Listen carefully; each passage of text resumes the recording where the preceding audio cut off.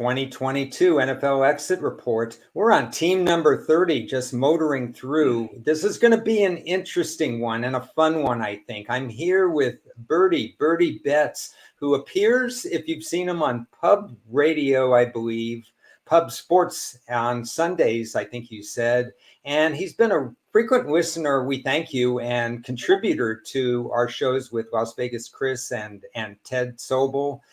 And he's kept me on my toes. So how are you? I'm very well. Thanks for having me on. I'm looking forward to talking some Falcons today. Yeah. Probably the only time I'm ever going to be right, and potentially you may be wrong. So yeah. I'll take it. Well, you know, I had 15 season win totals, as usual, heavily skewed to the under. This was one of them. This didn't work out, but we'll go through the process and we'll see how we arrived at our different points of view. And I usually start by taking us all the way back to a year ago. And we had a first-year head coach at that point in Arthur Smith. And they had a 7-10 record. But it was crazy, that 7-10 record. If you broke it down in 2021, 5-2 in one-score games. And they got blown out in most of their losses. The Pythag theorem on that, and that's one of the key components in trying to assess a team from year to year, notwithstanding any coaching and personnel changes and so on, suggested that they were really at most a 5-12 team. So they had a lot of work to do. Free agency in the draft, we're coming up next. What were your thoughts early on, maybe a year ago, with Atlanta? Well, they were obviously in transition with Ryan leaving. 2021, I think you hit it on the head. It was very inconsistent. They did get blown out of some games. But what I really appreciated about what Arthur Smith did and what I noticed watching was how competitive his team played. They did get blown out of some games, but they still competed in those games. And for a young first-year head coach, that's kind of my big key is to how are teams reacting from the time the game starts to the time the game finishes, regardless of the score. And I was always really impressed with how that team competed. I would concur with you on that. I think they like to play for Arthur Smith. I think he had a good culture. What he didn't have was a good roster. That was my biggest problem. He was coming from behind immediately because Matt Ryan was the most experienced guy, but it seemed like his red zone performance was deteriorating. So they went in another direction. They went to a scheme that maybe fit more what Arthur Smith wanted to do with Marcus Mariota. They had a sideways draft, which, believe it or not, was an improvement for me because I've written about 42 drafts. This will be my 43rd. I gave them a C grade right in the middle. And that was better than their previous 2 and 3 of their previous 4 drafts. So I wasn't disappointed with the draft, but I still thought there were roster holes. Any thoughts on who they drafted or what they looked like after the draft? Yeah, I think the big surprise was Algier. I don't think he was very. Many people thought he could come into the league and get 1,000 yards as a rookie, and I think he was the big surprise of this draft. I like what Fontaine did in the draft. I think because they are in such cap hell the last 2 years, I mean, they inherited a mess. They weren't going to be able to make a big roster change for the last 2 years. So all they could do is try to get younger and try to start saving on the cap. So in 2023, they'd be ready to take a splash and fill out that roster. But I really like what they did in the draft. I'm a fan of Ritter. I like the fact that he was a 4-year starter. And after they drafted him and I started looking into it a little bit, the kid can run a little bit. I mean, what he did in Cincinnati was crazy impressive. So I was happy that they took him. And in the preseason, he looked really, really good with London. And I think Drake London was a really good pick for them because their wide receiver is a position that they needed to get some depth at and still do. My only concern with London, I was really high on him all year, but when he started dropping some balls and fumbling kind of the last couple of games of the year, which was a bit concerning, but all in all, I was really happy with his draft. The 2 edges that he took, I think, are depth, and they definitely need time to develop. And I think that's probably hurt them last year, but next year and the year after, when they can bring in maybe some free agents at those positions, those kids are going to be able to learn, get better, grow into their bodies, and they're going to have a lot of depth. I'm excited about them. Yeah, it wasn't a draft that was going to be a right away, hey, we're going to hit the ground running, except for London, because the room was shredded at wide receiver with Ridley on suspension and then That's right. traded and Gage gone and so on. They had nothing there. And Ritter, I followed his college career closely. I can't tell you that he is adept at running the ball and he doesn't have to run. And you are dead on in terms of the 4-year body of work, as Mike Tomlin likes to call it. That's what honed him into a quarterback that he could possibly be here. So there's a lot of positives going through. And I'm going to read off my keys as I do kind of in the middle of the show here. Okay. And the first key has me shaking my head like a billion times over. Finding a miracle pass rush, because you're looking at a team. I don't think it's possible what they did in 2021, 18 defensive sacks in 17 games, the 31st best team. Now, the next team closest to them was 29. So they were 11 sacks worse than the 31st worst team. And before that, I have the numbers 28, 29. They had a 24, they had a 30. They just do not get to the quarterback. And when that happens, a secondary that has some good talent, I think, has to cover a little too long. And the pass defense is 67, 68, 66, 68. It's a steamroll effect. They're correlated. That's my first key. Key number 2, running the ball. You mentioned the rookie that they brought in. How would he get there? What would he do? Cordell Patterson has had a very intriguing career in the NFL. One of the prolific kick returners. It's hard to return kicks in this league with the rules, yet he still does it he's just such an asset in that role. What was his going to be role? How could he continue in that kind of weird role where he's part wide receiver, part running back, but he has such a big frame that he could get some yards and carry some defenders with him. My final key was building early confidence. He's not a new coach, Arthur Smith, but it's a coach coming off a 7-10 season with some disappointing blowout losses. The best thing for young coaches is to win early, especially when you have roster turnover at wide receiver, possibly running back, certainly quarterback with 2 new ones in there. Could he win early? Comment on those keys and any other keys you had coming into the season. Yeah, so I'm with you. The safety, the secondary, I was really high on. Unfortunately, got some injuries early this year, but that was the one bright spot on that defense. Because they couldn't do much in free agency, I didn't have high hopes for the pass rush, but I was hoping the back end would improve with just a better coverage. But that actually really didn't turn out to be something that came to fruition throughout the season, because they did get injured back there as well. When they brought in Mariota, you touched on it earlier. So Arthur Smith was the tight ends coach on that staff in Tennessee when they drafted him. So he was part of the brain trust that developed that offense for him, because really, if you think about it, Mariota was probably one of the first guys where, not the first, but they definitely structured an offense around his legs. He never passed the ball very much or very well. So I think they drafted him full well, knowing that's the type of football they wanted to play. They wanted to run the football, and he was part of that development of that offense. And it was so unique when they signed him that not often does a free agent quarterback come into a team and it's basically an offense that was built for him.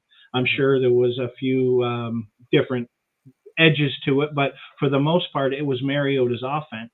So I felt like the offense had an opportunity to be okay. When you have a playmaker in Patterson that can catch the ball, that can run the ball, that can help you in special teams, that was something also I thought that he would still have a good year. And I kicked myself for not getting on more props on him early, because when you look at it now, it was very obvious in this offense he was going to have some success. But all in all, I was somewhat high on them coming in, because we had a new quarterback coming into a system that was his, and he wasn't going to have to learn it. He could help teach it. And I just felt like that would be an edge early in the season where they could maybe get off to a good start and get that snowball rolling a little bit. And they did to a certain extent. Um, Now you mentioned the pass rush. One of the great hires this offseason was the Ryan Nielsen hire, the D coordinator hire from the Saints. Uh, One of the best pass rushing teams in the NFL in the last decade has been New Orleans, and he's been the guy that's been in charge of that. So I think they made a smart hire there. I think that will improve this year, and with 66 million in cap space, I think they're going to be able to plug a lot of holes here. Okay. I'm going second on this next thing. Did you make any season win future totals regarding Atlanta? And I if did. so, First bet uh, I made this year was 5.5. I went okay. over 5.5, so I didn't even get a good number. My number on them when I broke it down early was 7. I think to me the market overreacted coming out at 5.5 because of Ryan leaving. I think that's why I got that number, which turns out to have been a bad number at the time because it ended up dropping down to 4.5. But I was happy with the 5.5. I thought 7 was probably their their kind of ceiling for the season. As it turns out, I think they probably underachieved at 7. So that's kind of where I was at. I just felt like I had a good game and a half of value with Ryan leaving. Okay. So fair enough. I'm going to read you my reasons for why I went the other way. Again, this was one of my 4 losses. Technically 10-4, 10.5, 4.5, or however you want to say it. Washington was a win and a push, so it's like a half win. Yes. But this was one of my 4 losses, and my reasons were as follows. Let's see if I can read my sheet here. Um, First of all, the Pythag theorem. Again, they I graded them not at 7 to 10 as they ended last year, but at 5 and 12, much closer, if maybe even less than that, the way they ended based on their point total. I graded this roster as 30th best roster. One of my key metrics would be sack differential, which was projected by me to be not very good. I didn't like the pacing or the strength of their first 6 games, 2 through 7, where they would have to play an improving Seattle team, second of back-to-back road games. Of course, only I thought they would be improved. At Tampa, San Francisco, at Cincinnati. So I thought if they really were going to be better, they were running into some of the tougher teams early. Now, if they survived that, I was going to lose my play. But at least that was my feeling. Now they were also 7-2 on 1-score games. Every one of their wins was a 1-score game. And so basically, there I was taking that opening number, like you said, at 5.5, and then it dropped. So those were my reasons. Any holes in them? I guess a lot now. Well, I mean, I when you look at that division, I mean, for me there was a ton of question marks. Uh, Yeah. right when I made the bet, I'm not going to sit here and tell you I knew Brady was going to go off in the preseason, and so I made that before that all happened. But I had questions on the Saints, and I had questions on Carolina. I mean, we were looking at Sam Darnold and Jameis Winston. So I didn't feel like the Saints have a better roster, yes, but they're getting older. They were getting older on defense. And for whatever reason, the Falcons have always played the Saints very well in the Yeah. division. And they've also played Carolina very well in the division. So I felt like I had 3 wins there without before I even I honestly felt like they would sweep Carolina. I wasn't high. I was with you. I assumed there would be a coaching change sometime at some point in that season. So the division itself to me wasn't scaring me as far as wins within the division. And then before we get the season started, like Tampa's losing their offensive line and all those D injuries and Brady's on sabbatical, and I started getting really excited about the bet, and actually was even from time to time thinking about putting a division win on there because really, frankly, they had as good a chance of as any of those other three teams to win that division. And you kind of your thought process was kind of a little bit different than mine in the sense that I was far more confident with Mariota coming into this offense and felt like it would be better than what people thought. And that's where I won this. That's where I won that futures bet. Is I was right there. He had come in and he did what he needed to do, protected the football for the most part, threw it well enough, and he kept them in games. I mean, if you look at last season, they played 13 one-score games. Like this team has a future, and this is a huge, massive offseason for them. But that's why I really like the over. I just felt like Mariota coming into that system with Smith, and the fact that he wasn't going to have to learn it, that he could help teach it, that they would probably be a little underrated in the market, and it turned out to be correct. Yeah, I think the one thing, there were two issues that I had with myself and my play. And it is something to consider, especially when I'm looking at the division. First of all, Tampa was falling apart, like you said, in August. And what became a possible play ended up being a top two play for me, Tampa fading them, even fading them during the year on season wins. That was just a joke. And Carolina, I was okay with either way, but they weren't going to win the division. And New Orleans, I really didn't have a clue in terms of what they were going to do. Great roster if they don't get hurt, but little depth and stuff like that. So I think I could have looked harder at the division, even pivoted or tried to middle when the line got down to 4.5. But the other thing, I used to write a column, and I still incorporate it into my final season previews, 1 page per team. The column said, does the preseason mean anything? And I believe strongly in it that even though they play 3 games instead of 4, that you can learn stuff about small college players, about rotation, about new coordinators, about new coaches. And what I learned about Atlanta was, they're playing within themselves. I see where they're fitting the system. I see what they're doing with Mariota. I think this is going to be closer than I thought. I'm sticking with my play, but I think it's going to be closer than I thought. So I understand where we're going there. I'm okay with how I ended up with the play, and it wasn't a big play, but it was a play, and it was a decisive play when I made it in May. It just didn't work out. And you mentioned about the close games, the 13 close games. The first 4 games, every game is within 1 to 4 points. It was just crazy. The New Orleans game they gave away. And they did. The first rule of thumb when Atlanta plays New Orleans is take the dog. And if you get 3.5 points, take the dog twice, because that's the way those two teams have played forever. So we went with that. And then they were back and forth. They were 5-6. They were doing okay. Nothing special. You mentioned that Mariota didn't throw the ball much. I thought that was not only scheme, but a little bit of lack of trust in him. They were just waiting, biding their time until they said it's time for Ritter.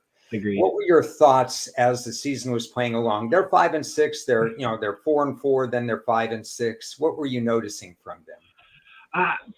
Again, it comes back to the compete. I think that's one thing that you can say about Arthur Smith's team so far is they just compete, and they competed every game this season, and that never stopped with Mariota.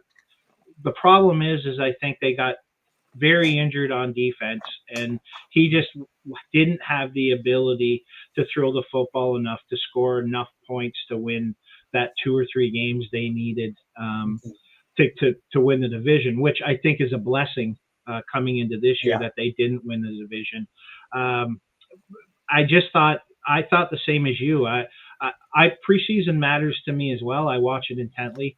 And if you watched in the preseason, Ritter showed out. I mean, out of all the rookie quarterbacks, even most of the second-year guys, I mean, arguably you could make the case that Ritter was the best young quarterback in the preseason, and the connection that he was already showing with London was fairly impressive.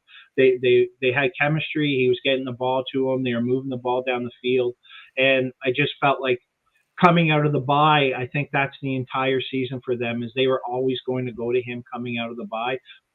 Potentially, maybe if they were in first place, they wouldn't have. But I think the season went exactly like they wanted it to be honest with you.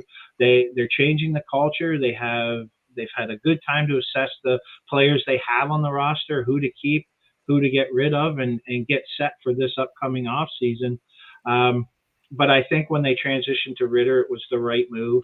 I think he progressively got better, and they saw what they wanted to see out of him.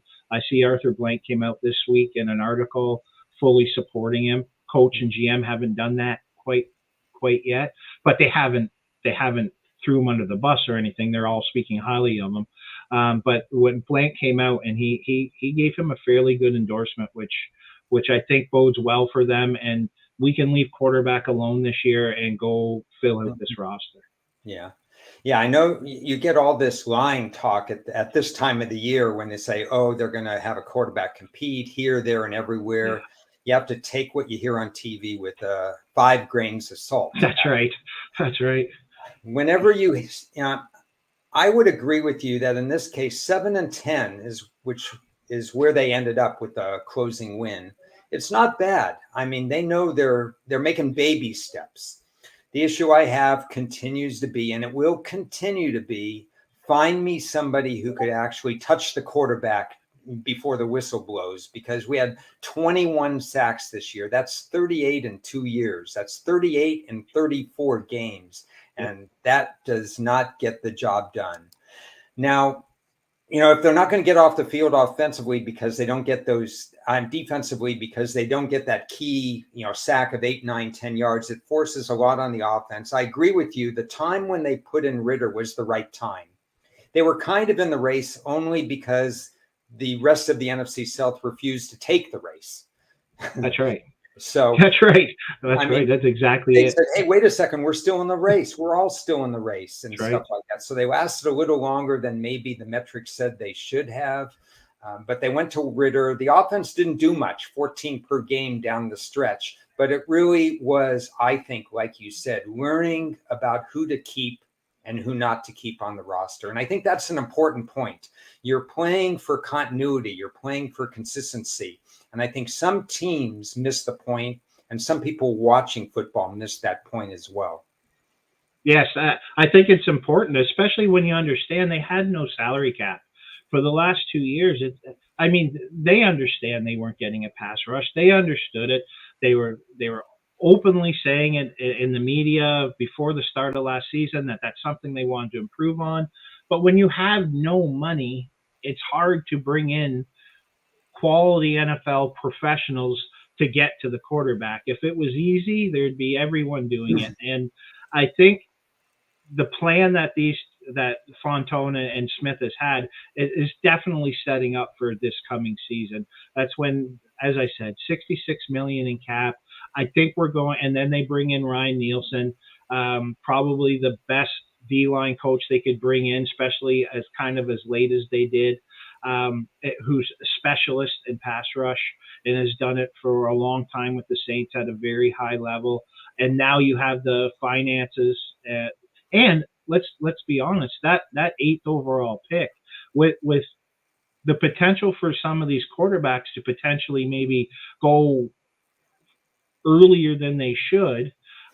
They have a potential of there's some really good edge rushers at the top of this draft, and with a little luck, they could get a quality edge rusher fall to them at 8, which would be a great jump start for filling that hole. But they have a lot of holes. Their wide receiver room has to get better. I do like London, but he only ran a 4.4, 4.5 40. They need a burner out there. I watched an interview with Arthur Smith last night, and so last year the focus coming in based off the roster they had was running the football and becoming a tougher at the line of scrimmage football team and beat you at the front, which they accomplished. And he said this year their focus is in pushing the ball down the field because they know they have to score more points and they do have to pass the football better. So I suspect they're going to do something at wide receiver, and that whole defensive line needs an upgrade. That D tackle, D end, linebacker, and even their secondary, they have pieces but not much depth. So it'll be interesting to see how they approach this draft. Yeah, you really hit the nail in terms of what I think are their team needs as well. You can't go into next season with Grady Jarrett as your best sack pass rusher with 6. He's kind of middle of the road player in the NFL, and then Lorenzo Carter is next with 4, and then you're down to 2.5 as your next. So, Right. one of the questions I was going to be asking you, but you've kind of answered it, is who is this Ryan Nielsen, and what can he bring to the table? Because I think they might want to do a little scheme change and see what happens defensively. Well, since 2017, the New Orleans Saints have recorded 281 sacks. Uh, as I said, if you were to hire one guy who specializes in fronts and getting to the quarterback, it's this young man. Um, and I like New Orleans coach. I can never remember his name. The Dennis defensive coordinator, Allen. Allen. I think he's a hell of a good defensive coordinator, and working under Dennis Allen, I think, was a big help for him because there is no question, like Vic Fangio, Allen is a really good defensive coordinator in the National Football League, and to work in his system, to learn from him, and then bring out the production that they brought out the Saints did since 2017, I think is very encouraging. I really think Fontone is doing a really good job as general manager, and I think they had a plan, and I think they're executing that plan. And one thing we didn't talk about as a indicator coming into this year, if you go back and look at Dean Pease's career, he made a living in the National Football League in his second year because his defense has always improved immensely in the second year. And I felt like, based off past trends, that if that continued this year, it would be enough to get them to the. Sorry, I'm bouncing here, but I Oh forgot to no. mention the Pease information. And it's just that never really happened either, which I was a bit surprised about. But they just didn't have. They just don't have enough talent on that defense, and they need to bring in every talented guy they can responsibly, fiscally responsibly, make smart decisions, because essentially winning the division this year and competing this year probably again is not in their best interest. I think they're 2 years away, but you can definitely fill out this roster. To me, Ron, and I might be wrong, this has a Detroit Lion feel. Where the Falcons are now seems like where the Lions were maybe a year or two ago, where you have that quality running back, you have that quality wide receiver, you have a question at quarterback, and now you use the draft, and now you have some free agent money, and you can build it out in 2023, and then 2024 you can really go for it, because really, if you look at that division, Tampa Bay and the Saints are definitely on the decline. Um, I think the Bucks are in trouble, and the Saints are just getting really old on defense. And because they're in cap hell, their defense may look really different at the start of this next year. Because I mean, Jordan is 11% of their cap right now, and they're something like 30 million over the cap. So they're going to have to do some crazy stuff in order to actually keep a lot of their top end guys that where they're paying. Otherwise, they're going to look a lot different next year. So that Yeah. division's wide open. Oh, yeah. So I want to not let some of those comments go by because there are some critical comments in there. First of all, the draft is about building, and I think the building blocks of London, the running back, and so on are a good start. Like to see them still focus on the pass rush, but I think they have some building blocks. The second point was you talked about they're 1 year away, they may be one more year away, and so on. Teams like the Lions, teams like the Giants, even teams like the Eagles from 2021, when you don't snap your fingers and you get a Right. win. You have to learn how to win this week. You have to learn how to win the close games. And then the confidence builds, the culture builds, the buy-in builds. Exactly. To that point, some of the close games that Atlanta lost, especially at the beginning of the season with the Saints and so on, that can be corrected over time if you believe in your approach. So I think the point you made about getting over the hump requires them just to win some more of the close games this year as the roster grows. We know that the roster is not quite there yet, but I mentioned down at the bottom of the scroll, when I look at it, there's really more positives than negatives. Agreed. You've hinted at the defensive coaching staff. You've talked about one of the points I was going to make in my four questions that need answering, but two of them have been answered. Oh, well, That's the cap space is unbelievable. yes, So, that's their second. I think they have the second best cap space behind the Bears, if I'm correct. I think you're right. And they just freed up 12 more million today by cutting Mariota. That's right. Yeah, that he's gone too. And you also answered a third point. You mentioned very much the question I was going to ask you: do they need more wide receiver help? And the answer is yes. They need a burner. They need somebody because London's going to make the tough catch all over the field. Now they need somebody to stretch the field so that they're not double teaming him because he doesn't have the speed to overcome double teams. So I'm down to two questions for you here, if I got this right. And these are tough questions for me.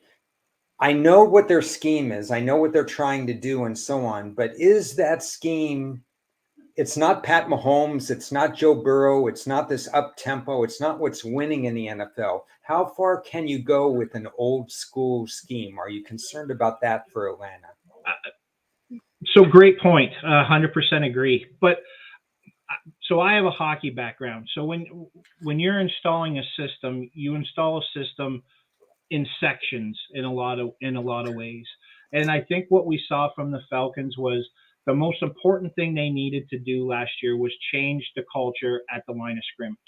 Arthur Smith is always going to be a guy that wants to run the football, and I know that will be probably the foundation. So I think given their roster, given their talent last year, in order to compete, because that's what I do respect about the man is he competes. That's how he had to play the game. But as I say, if you start listening to him talk now, the emphasis is going to be on pushing the ball down the field. This is what excites me about the Falcons. And it's also why it's hard to bet on the Falcons coming into next year until you see it. I think that it'll all depend, obviously, on Ritter. If Ritter can take that next step and push the ball down the field a little bit, and they get some weapons for him to do that, Pitts coming back will help a lot. I mean, how they used Pitts last year was like it was kind of silly. Like the man's coming off 1,000-yard reception at tight end, one of the 2 or 3 guys in the history of the league to do that, and they make him a blocker for God's sakes. But they did that out of necessity. But with him coming back, and the one thing we haven't really discussed coming into 2022, a big worry of mine was that offensive line.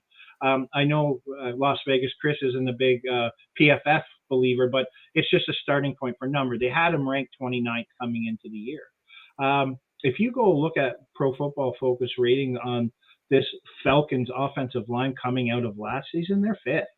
Now, I don't think they're that good, but I do think they had a definite leap forward, which will hopefully you don't have to add much there. You add some depth there. Now, if you can protect this young quarterback and you can bring in some weapons, I think we're going to see not an entirely different offense from the Falcons, but I think we're going to start to see a far more aggressive offense from the Falcons than what we've seen this year. And for me, that's exciting because we have a year of tape, and even you just asked the question, and I already believe that the offense is going to look different coming into next year, and that excites me from a betting perspective. Not to go hog wild or anything, but I do believe in what they're doing, but it's all going to be dependent on the free agents they bring in, what kind of draft they have. I mean, they have to get more playmakers. They have to get more pro NFL ready to play guys, but they have the ability to do it. So sitting here today, I'm high on it based off the potential. Now we need the bodies to help realize that potential. But I will not hesitate. If they do a good job in free agency and the draft this year, I think from a betting perspective and a market perspective, we're going to get some nice numbers on the Falcons. Yeah, it's interesting, and I would welcome a scheme change there. I saw Arthur Smith make a big difference his second year in Tennessee in terms of the point offense, and I wonder if that can happen. Got to have the bodies to do it. Got to have the speed to do it. So here's the $64 million question or whatever. I just had this thought as I was putting this together. Last year, we saw one of the weaker divisions in Indianapolis, Tennessee, whatever Houston was, and Jacksonville coming off Urban Meyer, which Yes. was incredible addition by subtraction kind of situation. And the Jags went out and overpaid dearly for people. I mean, we all said they spent too much money, but there's no question also the roster improved. And with deficiencies in Tennessee and Indianapolis, look what happened to Jacksonville. I'm wondering if Atlanta should or shouldn't do the same thing, overpay for some people because they know they could actually win the division in 2023. Now something you said is that in their best interest? Because it wouldn't be a continuity thing necessarily. But I think if they spent a decent amount and covered a couple of positions, there's no reason why they can't win the division. What do you think about, would you be a fan of overspending? No, not with Ritter at quarterback. Um, it the difference being is Trevor Lawrence was a number one overall pick. The kid was rated to be a superstar since he was 12 years old. They had that there in the building. The Falcons don't have that in the building that we know of yet. Yeah. The young man may end up playing his way, hopefully, to that level for the Falcons' sake. But I just don't think so. I think your GM is safe, Ron. I think your head coach is safe. I don't think that they need to overspend. I think they need to continue to make smart roster decisions at good value prices and see what you have put as much around this quarterback as you can without burning unnecessary money to see what you have in him.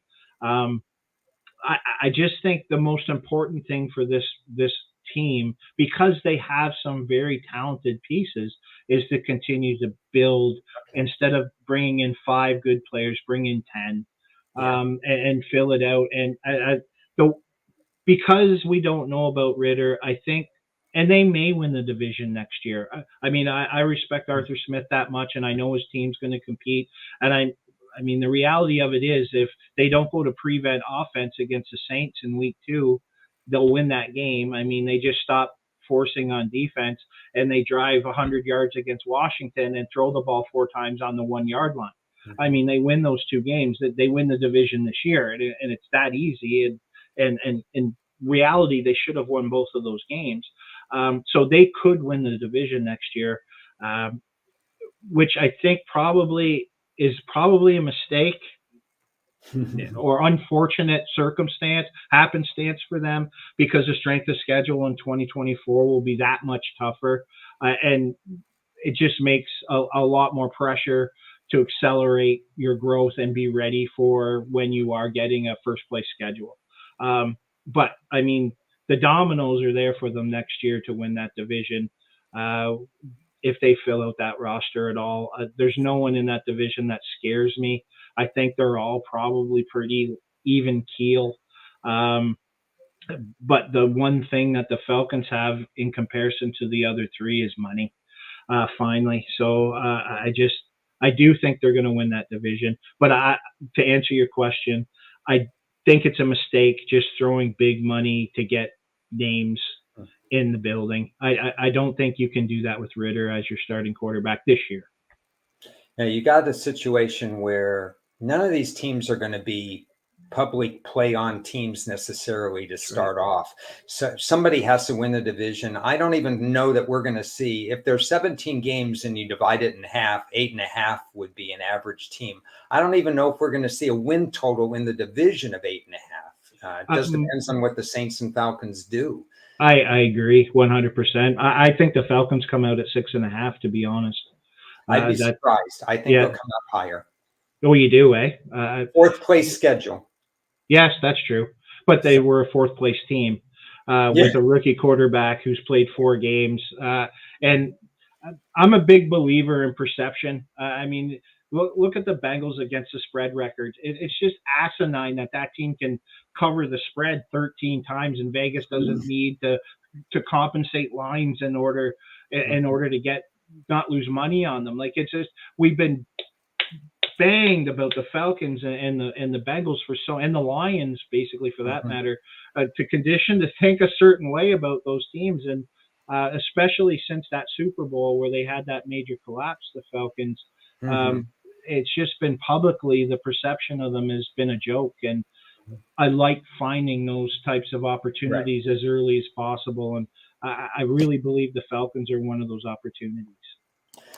Well, we covered a lot of ground with this team, Bertie. I thank you so much for your insight. A lot of great points covered. It's going to be fascinating to cover this division as we go through. So I appreciate the time. I appreciate you sharing the stage instead of being behind the stage and stuff. But I look forward to all our conversations in the future as we get ready for the next the next season. I mean, 2023, it's hard to believe Super Bowl just ended 2 weeks ago, and I've done 30 of these recaps. I'm tired, but we got Kansas City and Philadelphia, the last two coming. That comes tomorrow. So if you watch this, please, please subscribe, follow both of us. I can't talk enough about the NFL. Again, thanks for being on the show with me, and we'll see everybody down the road. Thanks, Ron. It's been an absolute pleasure.